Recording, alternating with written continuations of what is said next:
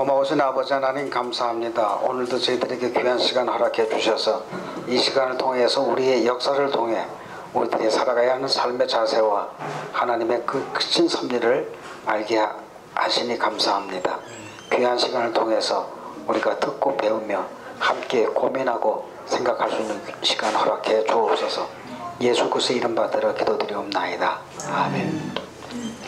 아까도 말씀드렸습니다마는 금년은 1945년 8월 15일 이 나라의 광복이 된 지 꼭 70년이 된 해입니다. 이 광복이 어떻게 일어났느냐라고 하는 질문을 하실 때 우리는 36년에서의 해방이다 그런 이야기를 하는데 그것은 여기 지금 이게 덜 완성이 됐기 때문에 지금 말씀드리는 게 여기 다 있지를 않습니다만은 1910년에 한일 합방에 의해서 일어난 것으로 계산한다면 1945년 8월 15일이 일제 36년에서의 해방이다라고 얘기를 하는데, 아까도 말씀드렸습니다만은 토마스 사건서부터 이야기하자고 하면은 그 이전에 1910년 이전에 우리 조선은 국권이 없었고 조선의 기강이 문드러져 있고, 그래서 나라라고 하는 것은 없었던 그런 거와 마찬가지로 생각하면 우리 할아버지 할머니들이 사셨던 우리 조선이었다라고 그렇게 이해할 수 있을 거라고 봅니다. 그러면 왜 이렇게 엄청난 긴 세월 속에서 우리 조선은 나라 없는 것처럼 그렇게 살았을까? 그것은 정조가 승하한 이후에 정순왕후가 3년 동안 섭정을 합니다. 그렇게 하고 그 정부를 60년 안동 김씨들에게, 여기 김씨 계신지 모르겠습니다만은 안동 김씨 풍양조씨한테 나라를 아주 그냥 떠맡겨줘요. 그래서 정순왕후가 권력을 이양함으로 해줌으로 인해서 자기의 말로가 아주 행복하고 권세에 높은 것처럼 그렇게 해야 되는데, 결국은 그냥 안동 김씨 세력에 의해서 숙청되다시피 정순왕후의 그 말로가 아주 그냥 비참할 정도로 되는데, 정순왕후에 대한 이야기를 하자면은 또 깁니다만은 일전에 그 저기 뭡니까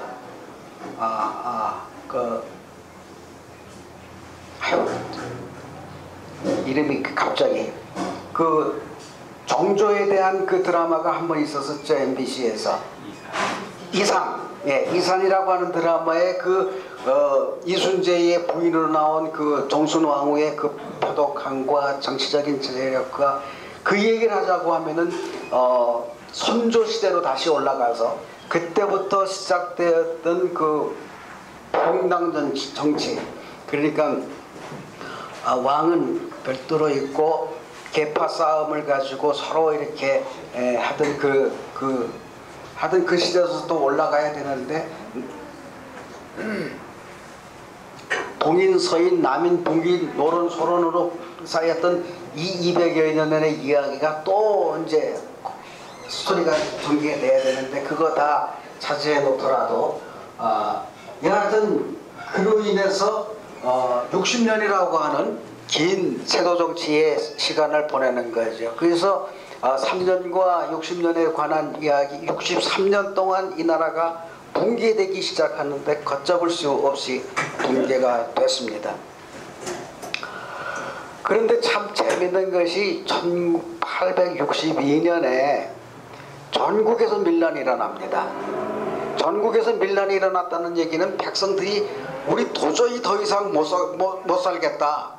그래가지고 꽃갱이, 호미, 낫, 쇠스랑 같은 거 그거 들고 나와가지고 대감집 쳐들어가고 뭐 이렇게 해서 다 이제 약탈을 해가는, 쉽게 말하면은 그것이 약탈이지만 전국에서 일어나는 그런 밀란의 그 정체성을 놓고 본다면 이것은 백성들의 부르짖음이지 약탈, 강도짓 이렇게 볼 수는 없다는 거예요. 60년 동안 죄 짜가지고 모든 것을 뺏어가는, 하다못해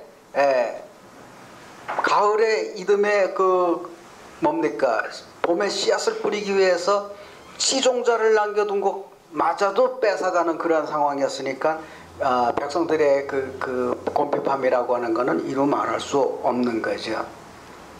그런데 전국에서 밀란이 일어납니다. 전국에서 밀란이 일어나면서 그 밀란에 대한 이야기를 놓고 본다면 당시에 민초들의 부르짖음은 하늘의 소리의 뜻이다. 뭐 그런 얘기도 우리 주변에 있잖아요. 그래서 그 밀란을 들여다보고 백성들의 이러한 민초들의 그 부르짖음이라고 한다면 과연 하늘의 뜻이었을까? 하늘의 뜻이었다면은 하나님께서 그 당시는 하나님이라고 설명할 수 없겠습니다만은 하늘의 뜻이 민초들의 소리를 듣고 뭔가를 만들었을까 하는데 착안이 됐고, 또 재밌는 거는 출애굽기 2장 그 하반부에 보면은 히브리 민족이 그 애굽에서 고초를 당할 때에 하나님께 부르짖었더니 하나님께서 그 부르짖음을 들으시고 모세를 불러서 민족 지도자로 삼는 그런 이야기를 보면서 재밌다? 그러면 여기도 뭔가 있을 것 아닌가? 하고 들여다봤더니 그의 그 이듬해 철종이 승하를 합니다. 철종이 승하하면서 고종이 등극을 하고, 고종이 등극을 하면서 대원군이 섭정을 하는데, 세조정치 60년이라고 할 때에 60년근으로 끊지를 않고 세조정치 하면은 대원군의 것까지 포함해서 70년의 역사로 그렇게 보는 사람들도 있습니다만은, 여하튼 그 대원군은 60년 세도정치의 안동김씨에 의해서 이루어졌던 그러한 여러 가지 문제들 속에서 이제는 왕권을 회복해야 되겠고, 또 조선의 기강을 확립해야 되겠고, 그래서 백성들이 잘 사는 나라가 돼야 되겠다고 생각을 하고 뭘 하냐면 사회제도를 개혁을 합니다. 그래가지고 세금을 탕감해주고, 그래서 백성들이 잘 사는 그러한 조선을 만들겠다고 하지만 그의 그러한 바람은 약 3년간 지나가면서 그런 반짝이었지만은, 그러나 1866년 아까도 말씀드렸지만 병인박해가 일어납니다. 병인박해가 일어나면서 고종에게 있어서 굉장한 도전을 받게 됩니다. 병인박해가 일어날 때는 1866년으로서 고종의 나이 15살. 15살의 왕에게 아버지가 와서, 왕이여, 아들을 향해서, 왕이여, 지금 나라가 위태로워서 천주교인들을 다 잡아 죽여야 되겠습니다. 여기에 수결을 하십시오. 이제 고종의 입장에서 놓고 보면은 아버지가 나를 왕에다 올려놓고 이제 자식의 입장도 아니고 왕의 입장에서 그런 그 부자지간의 갈등 속에서 충격을 받은 게 없을까? 이건 한번 우리가 생각을 해볼 필요가 있습니다. 그 병인박해 이 사건 이후서부터 곤두박질 치는 게 병인양요. 그래서 불란서 함대가 들어오고, 또 제네럴 셔머너 사건이 있고, 또 평양에서는 그 토마스를 죽여야 되고, 또 그로 인해서 신미양요가 일어나고, 신미양요 일어난 그 뒤에 운양호 사건이 일어나고, 여하튼 대략 한 20년 가까운 세월 속에서 조선은 아주 곤두박질 치는 거예요. 그럴 때 고종으로서 무엇을 할 수 있었을까? 곰곰이 생각을 해봅니다. 고종이 무엇을 했을까? 저도 그런 사람 중에 한 사람입니다만, 중고등학교 때 고종은 순한 사람, 착한 사람, 어진 왕, 뭐 좋은 왕 다 얘기 들었는데, 그러면 고종의 치적이 뭘까? 찾아볼 게 없어요. 대원군의 이야기는 뭐 여러 가지 이야기들이 많이 있습니다. 부인이었던 민비 명성황후의 이야기도 많이 있습니다. 뭐 여기 다 설명할 수 없습니다만은, 그들에게 있어서 여러 가지 이야기들이 많이 있는데 왜 고종에 관한 이야기는 없을까? 아주 저는 그게 굉장히 궁금했습니다.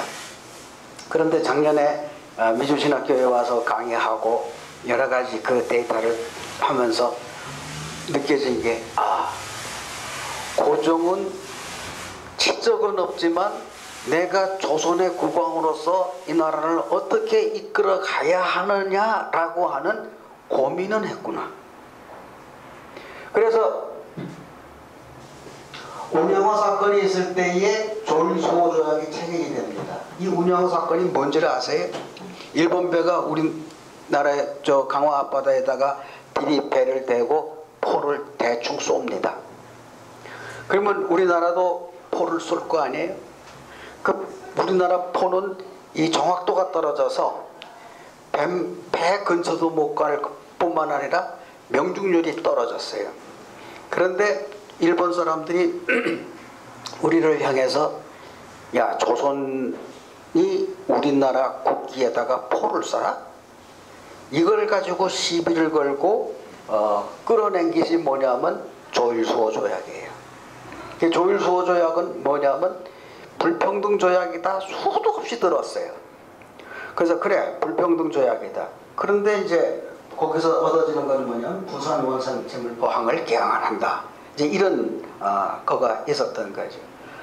그래서 저는 불평등조약, 억울함 이런 것들 속에서도 하나님께서는 역사하신다라고 하는 생각을 갖게 되는데, 그래서 조일수호조약을 체결하면서 일본에다가 우리 그동안 중국에다가 조공을 바치듯이 변상하는 그러한 조건에서 사죄를 하고 보상을 하고 그렇게 하기 위해서 수신사를 파견을 합니다.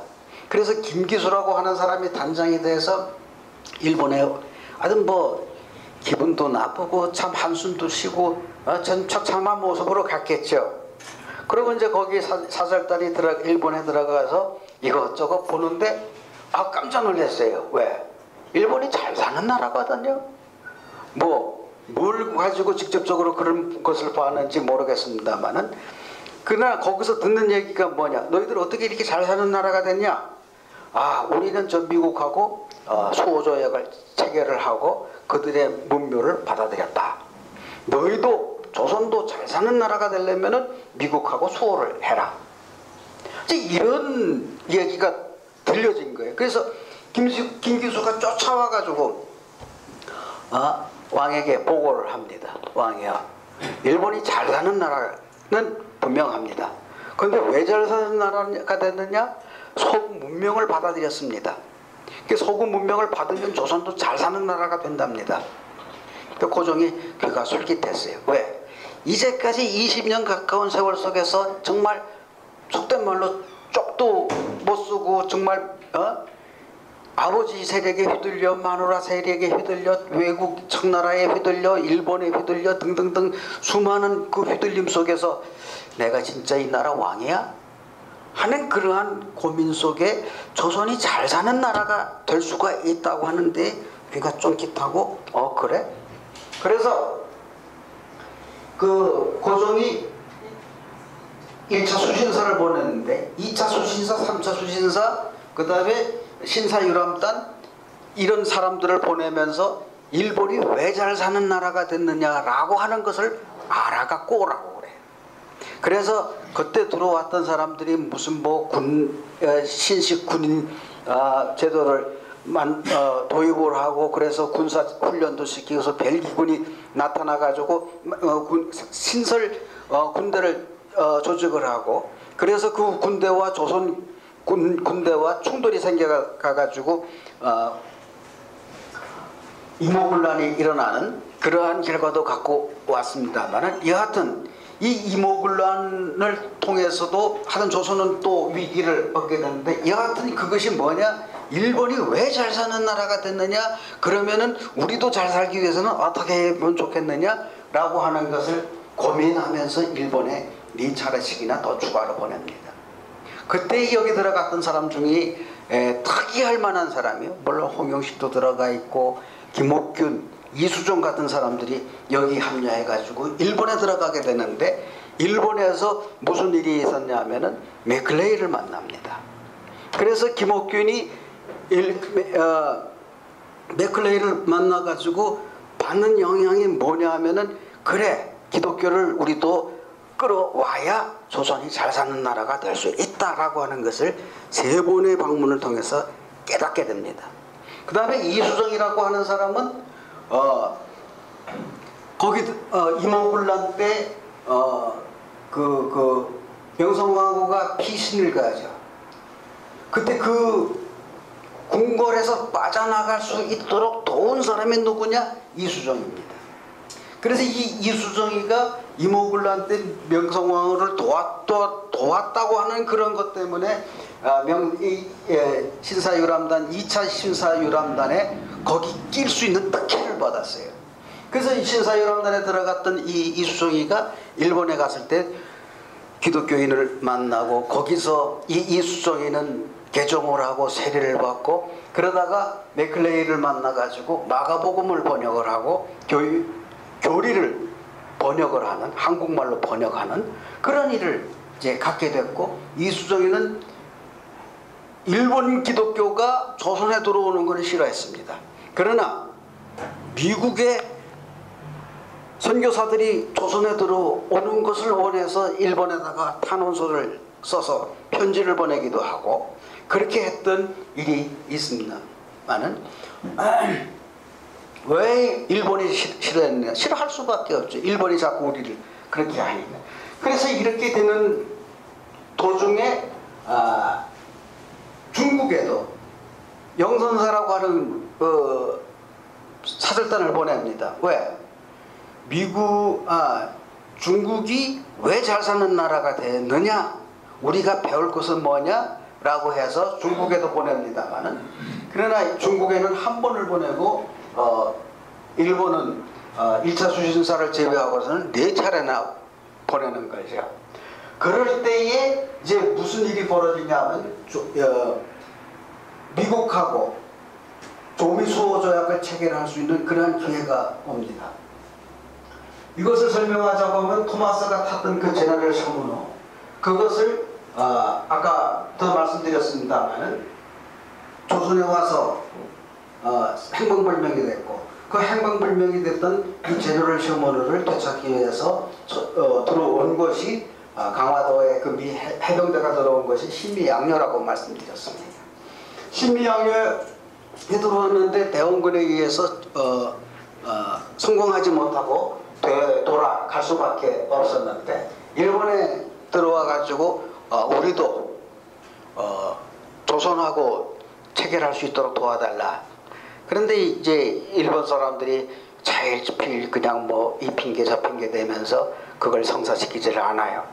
그런데 중국에 있는 이홍장에게 가가지고 슈벨트라고 하는 저기 일본하고 조선하고 했는데 우리 좀 도와서 조미수호 조약이 체결할 수 있도록 도와달라. 그래서 그것을 저기 가능성이 있는지 명성황후가 김윤식을 보냈는데, 그게 이제 바로 영선사인데, 그 영선사에 의해서 이제 했던 것이 조미수호 조약을 체결하는데 도움을 줍니다. 그래서 이제 슈벨트가 이제 조선하고 조약을 체결하는 그러한 과정 속에 그 이홍장이가 중간 다리를 놓는데, 슈벨트에게 요구하기를 이 조약 1조 1항에 조선은 청나라의 속국이다 라고 하는 것을 표기하고 지나가자. 이게 이홍장의 요구입니다. 그때 슈벨트가 아니다, 그건 너희 두 나라의 관계인지는 모르지만 우리 미국이 지금 대화하고 외교를 펼치고자 하는 이 조선이라고 하는 이 나라는 너희 두 나라와의 관계없이 우리는 정상적인 외교권을 가지고 말을 한다. 그것은 뭐냐면 조선을 독립국으로 보겠다, 그런 얘기죠. 그래서 이홍장이가 자기에게 와가지고 도와달라고 해서 도와주려고 하는 그 슈벨트에다가 요구했으면 당연히 슈벨트가 이홍장에게 그 요구를 들어줬어야 함에도 불구하고 아니, 그래서 조선을 독립국이라고 하는 그러한 관점에서 이야기를 하는데, 그때 고종이 이제까지 미국이라고 하는 나라에 대한 그 들어왔던 약간의 정보를 가지고 그래 미국이라고 하는 나라가 어떤 나라야 하고 궁금해하고 있던 터에 추별되는 고종을 향해서도 조선은 독립국이다 라고 하는 것을 이야기를 하니까 아주 그냥 귀가 솔깃한 겁니다. 그래서 슈벨트가 조미소 조약을 체결한 이후에 보빙사절단이라고 하는 사절단을 미국에 보냅니다. 그건 뭐냐? 국가와 국가 사이에 은혜를 받은 것에 대한 보답이다 라고 해서 보빙이라고 하는 말을 쓰는데, 그래서 보빙사절단을 보내게 되는데, 보빙사절단에게 그저 미국 가서 그 나라 책임자, 왕이면 왕, 대통령이면 대통령에게 가서 우리의 고마움을 전해라, 여기서 멈춘 게 아니고 일본에 수신사를 보내고 청나라에 영선사를 보냈듯이 미국이 어떤 나라냐라고 하는 것을 알아오라고 특명을 내립니다. 쉽게 말하면 그건 이제 산업 스파이가 되는 거죠. 근데 산업 스파이가 이 역할을, 그 임무까지도 갖고 들어온 이 사람들은 이제 보빙사절단이라고 하는 그런 이름 속에서 그 스파이라고 남의 걸 몰래 훔쳐보고 뭐 그렇게 해서 기밀을 빼갖고는 그러한 임무가 아니라 공개된 역할 속에서, 장소에서 그들이 다 보는 앞에서. 그때는 우리에게는 볼펜이라고 하는 게 있었습니까? 만년필이라고 하는 게 있었습니까? 그 돌아다니면서 보고 듣고 하는 것을 먹을 갈아가면서 붓으로 일일이 써가면서 그걸 해갖고 이제 온 겁니다.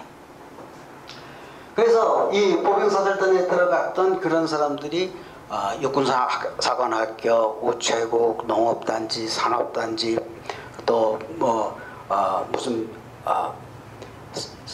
산업박물관, 산업전람회 뭐 이런 것들, 또 영국도 보고 영화도 보고 무슨 샌프란시스코 같은 데는 그 상공회의소에서 요청하는 그런 그 대형 회의실에서 식사도 하고 논의도 하고 하는, 그렇게 해서 하든 이제까지 보지 못했던 그러한 세상을 보면서 들어오게 되는데, 이 보병사절단에는 누가 있었냐면 홍영식, 홍순묵이라고 하는 명의정의 아들, 그 다음에 민혁익이라고 하는 명성황후의 조카, 이 두 사람을 부단장으로 세워서 이들이 미국 들어갈 때는 야, 우리도 조선도 잘 사는 나라가 되어보자 희망을 가지고 미국에 들어와서 다 살펴보니 이들의 생각은 서로 반대되는 생각을 갖게 됩니다. 왜? 민정익의 경우에는 이 펼쳐진 이 나라의 모습을 가지고 조선에 가다가 그대로 도입을 하자고 하니 자기도 내려놔야 되고, 명성황후 아주머니 되는 명성황후도 왕비의 그 권한을 내려놔야 되고, 또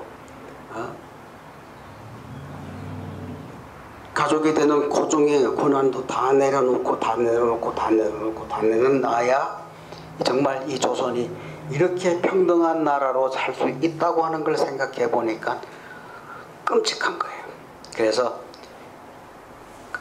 출발하고 미국에 들어갈 때는 그 희망을 가지고 들어갔지만 나올 때는 침울하게, 그래서 이 민영이는 수구파로 돌아서게 되는 거죠. 그러나 홍영식은 그래, 내 아버지가 영의정이고 나는 그 양반집 자자이고 뭐 다 좋아.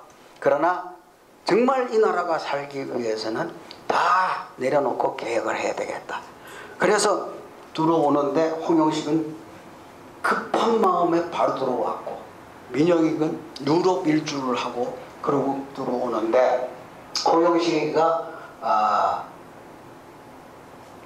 들어와서 1884년 11월 20에 고종을 만납니다. 우리는 보병사절단이 갔다는 이야기는 어려서부터 들어왔어요. 그런데 그 보병사절단이 미국 들어가서 뭘 했느냐, 또 보병사절단이 다시 돌아와서 조선에다가 해준 것이 뭐 있느냐 하는 것에 대해서는 언급이 없어요. 왜 없을까? 결국은 그 민영익하고 홍영식하고 갑심정변이라고 한 그러한 사건을 통해서 우정국 사건, 그 우정국을 개설을 한 그 만찬회 장소에서 이제 칼부림이 난 거예요. 개혁을 해야 된다, 아니다 지켜야 된다. 그래가지고 민영익이가 칼에 맞아서 다 죽게 된 것을 알렌이 들어와서 치료를 해서 되살아나고 했다는 이야기. 또 홍영식은 청나라 군대에 의해서 피살이 됐던 그런 일로 인해서 홍영식의 영모죄를 뒤집어 쓴 거죠, 결국은. 그래서 이 보병사절단에 관한 이야기는 전무하게 됩니다만은, 이제 그 홍영식에 대한 그 기록이 승정원 일기에도 나타나 있지 않고 고종실록에도 나타나 있지 않고, 승정원 일기인가 어딘가 보니까 다만 한마디, 홍영식이 귀국해서 궁에 들어갔다라고 하는 한 줄에 곡을밖에 이제 없는데, 2013년도에 보병사절단 갔다 온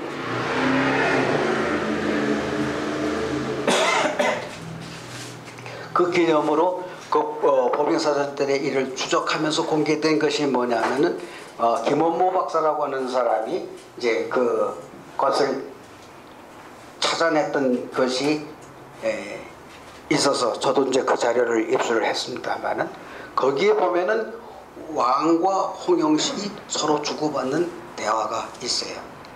어떻게 갔다 왔냐, 뭐 했느냐, 미국이라는 나라는 어떤 나라냐, 우리가 배울 것은 뭐 있느냐.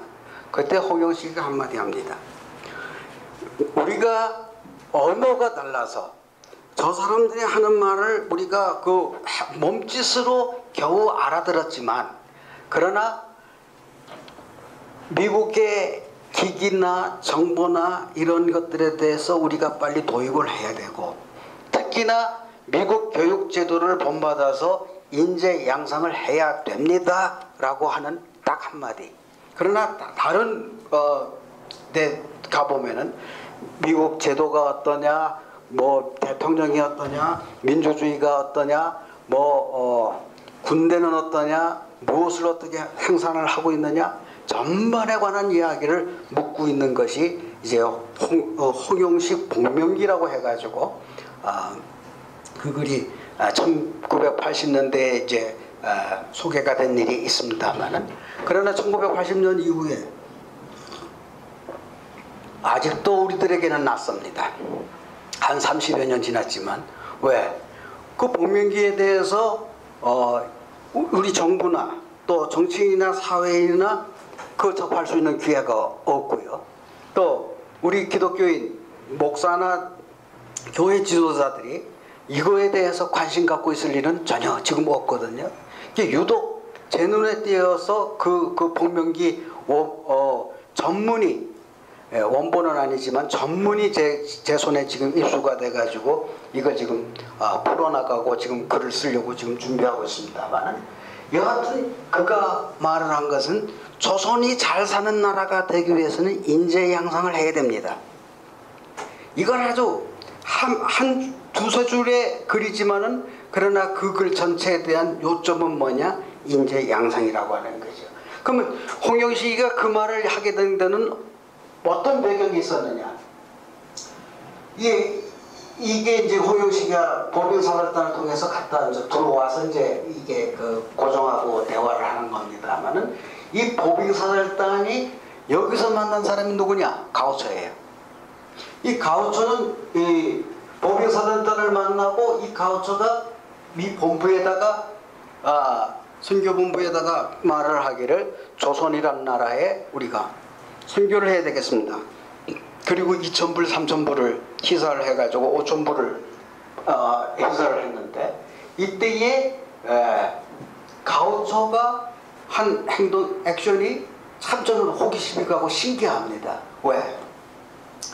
그것이 그 일본에 있는 맥클레이한테 네가 조선을 답사해서 조선에 선교 가능성이 있느냐 없는가를 타진해 갖고 오라고 그럽니다. 그 이 맥클레이가 조선에 들어와서 그거를 확인하려면 최고의 책임자 곧 고종을 만나야 되는데 고종 만날 수 있는 길이 넉넉지 않잖아요.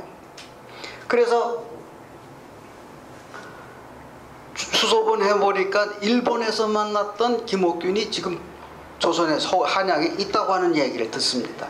그래서 조선에 그 김옥균을 찾아가는 거죠. 그래서 거기에 편지를 하나 써주고 조선에서 학교와 병원을 할 수 있는 것이 가능하냐라고 하는 것을 묻습니다. 그때 1884년 7월 2일에 그것을 윤호를 하는 거죠. 그러면 이 윤호하는 고종의 입장은 도대체 왜 맥클레이가 들어와 가지고 선교 요청하는 것에 대해서 오케이 사인을 했을까? 만일 맥클레이가 그냥 들어와서 하겠다면 너희들 뭔데? 라고 했을 거예요. 그런데 이 고종은 지난 세월 속에서 자기의 무능함 속에서 정말 어찌할 바를 모르면서 국왕으로서의 지내왔던 지난 세월 속에서 그래도 일본을 가서 보고 청나라를 가서 보고 거기서 얻어지는 것이 미국을 본받으면 잘 살 수 있다. 그래서 보병사절단을 보내서 갔다 온 그 대답의 결론이 뭐냐? 인재양성이다. 인재양성을 해야 된다고 하는 그런 생각이 꽉 짜 있는데 결국은 수신사로 보냈던 여기서 만났던 맥클레이가 들어와서 이 얘기를 하고 있는데 이게 그냥 우연히 일어날 수 있는 일이었겠는가? 라고 하는 때 좀 깜짝 놀라는 거예요. 그래서 보면 만일 여기서 맥클레이가 김옥균을 만나지 않았다면 맥클레이가 김옥균이가 한양에서 그 맥클레이가 들어와서 우리 조선에 선교 좀 하면 어떻겠냐라고 말을 했을 때 김옥균이가 만일 맥클레이를 만난 경험이 없었다면 그럼 뭔 소리야? 뭘 한다는 거야? 이렇게 나왔을 거예요. 그러나 일본에 들어가서 여러 가지 3번씩이나 들어가서 살핀 결과 서양의 기술과 서양의 문명을 받아들여야 되는데 그것에 대한 핵심이 기독교라고 할 때 그래 나도 그렇게 생각했는데 네가 이런 요청을 했느냐? 그래서 그냥 손살같이 왕에게 달려가 가지고 왕이야 이렇게 해야 됩니다. 근데 왕이 그 소리 듣고 이미 홍영식이한테서 얘기를 들은 거거든요. 그런데 학교를 세우겠다고 그래요. 그래 그럼 하자. 그래서 요청하는 맥클레이는 조선의 선교지만 오케이 하는 고종은 이 나라 이 나라가 잘 사는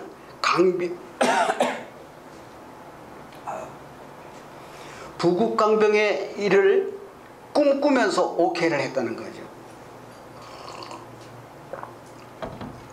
그게 어디서 이제 드러나냐면 교육과 의료 병원을 세워서 해라라고 하면서 하는 얘기가 뭐냐면 복음은 전파하지 말아라. 왜? 우리 백성이 또 다칠까 염려스럽다. 그 얘기는 뭡니까? 자기가 15살 때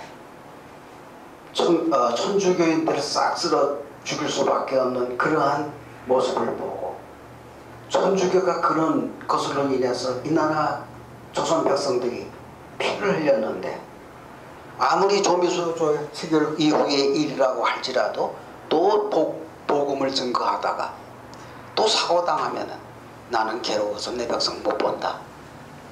이것이 밑바닥에 깔려 있다는 얘기예요. 그러니 그때로부터 지금까지 고종의 마음속에는 내 나라 백성들을 어떻게 잘 살게 할까, 피 흘리지 않고 어떻게 자유롭게 살 수 있겠는가 라고 하는 것을 정말 고뇌하면서 국왕의 임무를 집행해 왔다고 하는 이야기를 우리 알 수 있다는 거죠. 그래서 선교 윤호를 합니다. 그리고 선교사들이 들어옵니다. 여기서 재밌는 게 하나 있어요. 아벤젤라가 조선에 들어와 가지고 한양에 들어와서 남자 아이들을 불러다가 이제 교육을 시킵니다. 고종이 지켜봅니다. 저 아이들을 가르치면 조선의 큰 일꾼이 될까? 물론 그렇게 해서 보고 있겠죠. 그런데 고종이 나서 가지고 그 학교 이름을 지어주겠다고 합니다. 뭐라고 지어준 줄 알아요?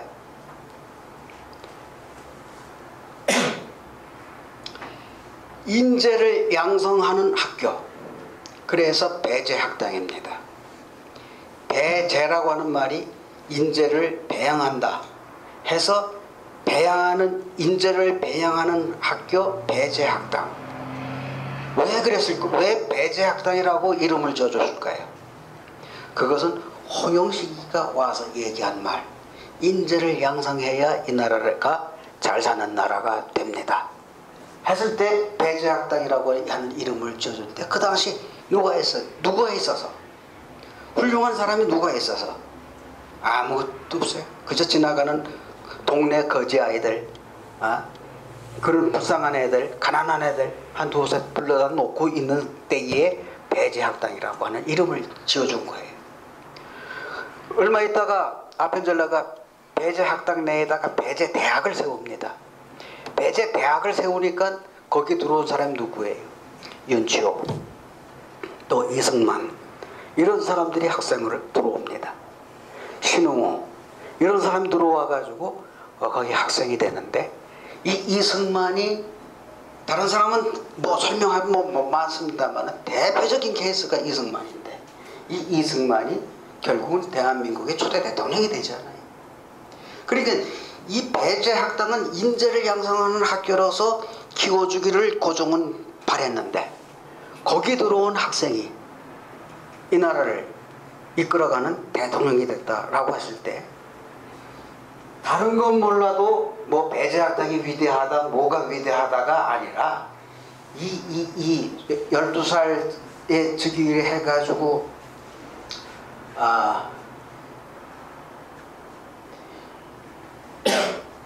서른 몇 살인가, 30 남짓한 이러한 젊은 청년의 고종으로서 선택한 것이, 그래 이 나라를 하기 위해서는 인재 양성이 필요하다라고 하는 그런 고뇌 속에서 선택한 이 일로 말미암아 대한민국이 형성이 됐다라고 할 때는 그건 굉장한 큰 의미를 가지고 있다라고 하는 말씀을 드리고 싶은 겁니다. 그래서 이것은 뭐 시간이 많이 가서 저기 합니다만은, 갑신정변에 실패한 서재필이 일본으로 망명 갔다 미국으로 유학을 가서 그가 들어왔을 때에 조선은 또 곤두박질 치는 2차 위기를 얻게 됩니다만, 여하튼 1897년에 대한제국을 건설하고 고종은 황제가 됩니다. 그러니까 일단 자기의 요구에 의해서 여기까지 된 것을 보면 1차 대한제국이긴 하지만, 그러나 국권이 확립되는 그러한 나라를 만들어내는 데 그 꿈을 이뤘다. 그런데 참 재밌는 건요, 대한제국이 어떻게 해서 제국이 됩니까? 이때는 청나라, 미국, 러시아, 일본 등등 영국, 수많은 사람들이 나라의 지도가 조선을 장악을 하고 조선을 흔들고 그러한 때에 제국이라뇨. 이런 코미디가 어디 있습니까? 제국이라고 하는 것은 여러 나라를 지배하고 그 나라 속에 왕들이 하나씩 있고 그리고 그 왕들을 지배하는 게 제국이고 황제인데, 오히려 강대국들의 지배 속에서 오히려 여러 나라가 조선이라고 하는 땅들을 잡아먹겠다고 지금 벼르고 있는데, 그 속에서 제국이라고 하는 건 이게 상상도 못하는 일이죠. 그래서 대한이라고 하는 말을, 그 의미를 보면 옛날에 마한 진한 변환을 있는데, 그 마한 진한 변화를 결국은 통일신라가 그걸 통일을 시켰잖아요. 그래서 통일신라 시대가 접어드는데, 그 마한 진한 변화를 묶어놓은 것을 일러 대한이라고 하는 이름을 해놓고 그렇게 하고 대한제국을 만들었다는 얘기입니다. 그러면 마한 진한 변화는 한강 이남 지역이에요. 그러니까 경기도, 전라도, 경상도, 결국은 이 대한이라고 하는 말의 의미를 놓고 본다면은 지금 우리 대한민국 남한을 의미하는 범위밖에 안 돼요. 그래서 통일을 이룬다고 하면은 북한을 커버할 수 있는 이름은 아니라고 하는 거죠. 그렇다면 이 대한이라고 하는 이름을 가지고 통일을 이룬다고 하면 이름을 바꿔야 되느냐, 아니면 다른 의미가 또 있는 거냐라고 하는 이런 그 딜레마 속에 있다고 생각이 되는데, 그 이전의 고조선 역사를까지 올라가 보면은 이 대한이라고 하는 의미는 저 북한 땅까지, 중국 땅, 일본 땅까지 다 커버할 수 있는 그런 의미도 있습니다만, 거기까지는 확실하게 제가 정리를 못해서 그 자세한 설명을 못 드리겠습니다만, 여하튼 그런데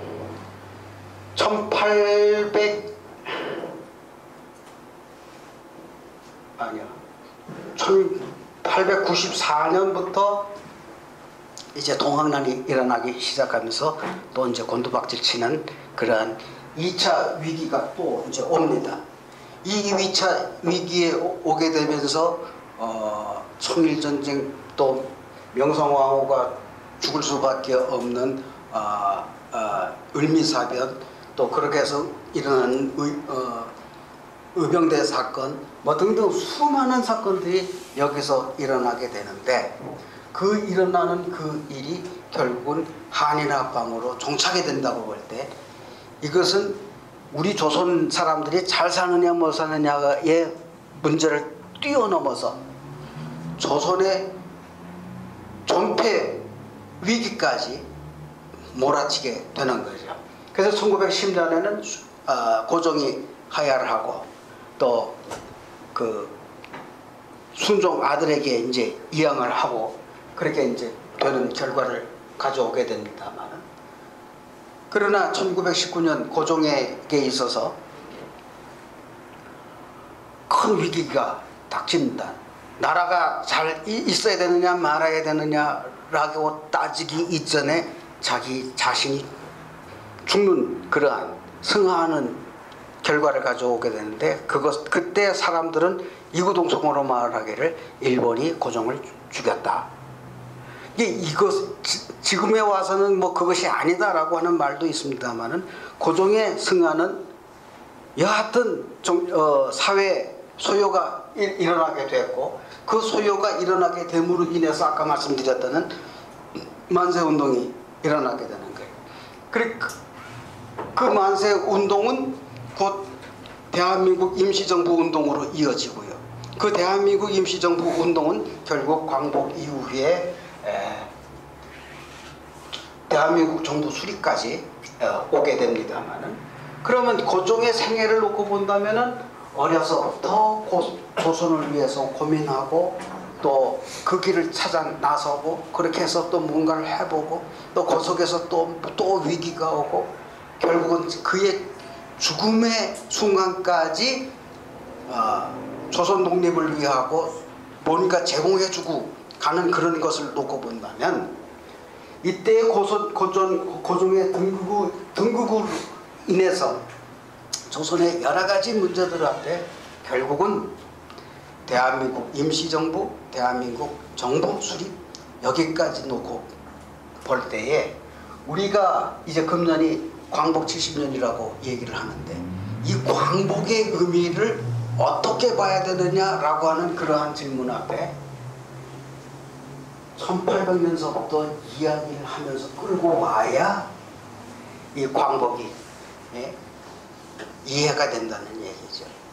그래서 이렇게 놓고 본다면 금전이 광복 70년이라고 말을 하는데 광복 70년에 대한 것이 도대체 우리에게는 왜 광복이 있어야 했고 또 거기서 우리가 얻는 것이 뭐냐고 질문을 한다면 이 전체에 대한 이야기 없이는 말할 수 없다. 그래서 1945년 8월 15일은 일제에서의 해방이 아니라 이 나라 조선 주권 회복으로서의 광복이다. 그렇게 설명을 해야 우리가 이해할 수 있고 받아들여질 수 있지 않느냐라고 하는 거죠. 그런 면에서 본다면 이 선교윤호는 한국교회의 시작과 동시에 대한민국 존재의 시작이다. 이렇게 두 가지를 볼 수 있는데 우리는 고종의 선교윤호를 교회의 시작이다 라고만 하는 이 가오쳐서부터 얘기되는 요것만 얘기하지 이거는 지금 얘기를 안 하고 있는 거죠. 이것을 분명히 알아야 고종을 알아야 대한민국을 이해할 수 있고 또 고종으로부터 시작된 기독교 복음을 이해하지 않고서는 대한민국의 정체성을 이야기할 수가 없는 거라고 하는 것을 생각을 해보면서 이 대한민국은 고종의 의지와 기독교 복음이 한데 어우러져서 만들어진 대한민국이다. 그렇게 이야기해 볼 때 지금 21세기를 살아가는 우리들에게 있어서 이 대한민국은 도대체 뭐냐 또 한국교회는 도대체 뭐냐 라고 할 때 이 두 가지를 떼어놓고 보니까 자꾸 정치가 이상하고 교회가 이상해지는 거예요. 그러니까 광복 이전에는 정치와 교회가 하나였었습니다. 그 하나였다고 하는 것에는 또 오해할 수 있는 부분도 있고 여러 가지도 있습니다만 정치와 교회를 분리시켜 놓은 것이 결국은 일제였었고 또 그것에 의해 영향을 받는 것이 오늘날까지 영향을 받고 있는 건데 교회가 정치에 관여한다고 하면 운동권으로만 생각하게 되고 그래서 그 운동권이라고 하는 그 범위도 이 시대에 놓고 보면은 변질된 그러한 모습으로 다가오게 되는데 이승만이 활동했던 임시정부의 그 모습을 보면 임시정부도 가는 곳마다 교회를 세웠고 학교를 세워요.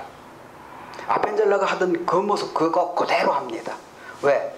이승만이 아펜젤러에게 큰 영향을 받고 감화를 받았던 제자 중에 제자였기 때문에 그는 아펜젤러의 그 영향을 받아서 그렇게 합니다만 뭐 나중에 와서 독재다 뭐다 뭐 여러 가지 얘기들을 나눌 수 있겠습니다만은 그러나 그 속에서 우리가 본연의 모습을 찾아서 살펴서 본다고 하면은 정말 고종의 치적이라고 그럴까요?